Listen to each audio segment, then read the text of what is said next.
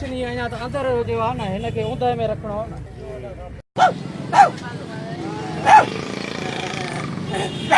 एक सेकंड रुको, ये जितने लोग खड़े ना सारे हाँ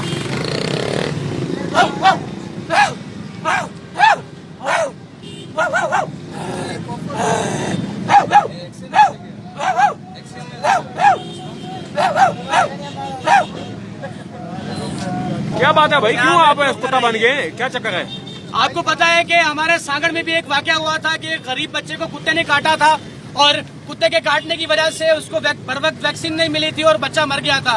वैसा ही सेम वाकया एक शिकारपुर में भी पेश आया है, जिसमें एक मासूम बच्चा, उसकी माँ उसको पहले हॉस्पिटल में, फिर DHQ और फिर कमिश्नर के ऑफिस के बाहर लेके बैठी रही है। वो बच्चा जो है वो तड़प तड़प के मर गया, लेकिन हमारे जो आला अख्तियारात हैं उनके सर पे जूं तक नहीं रही थी। हमारे बच्चे यूं ही मरते रहेंगे। जिस तरह मुझे इन्होंने खींचा हुआ वैसे इन कुत्तों को बल्दियात वाले खींचे। हमारे चेयरमैन साहब क्या कर रहे हैं? हमारे बच्चे यहाँ पर मर रहे हैं और हमारे यहाँ पे औरतें मर रही हैं। एक भील औरत मर गई जिसको कराची भेजा गया था, लालू बच्चा यहाँ का था, वो भी मर गया। कि हमारे बच्चे यूं मरने के लिए हैं? अगर किसी अमीर के बच्चे को काट ले उसके लिए सब कुछ मौजूद है, उसके लिए एयर एम्बुलेंस भी आ जाती है, उसके लिए डॉक्टर उसका पैदल बन जाता है, लेकिन गरीब का बच्चा तड़पता रहेगा, मरता रहेगा।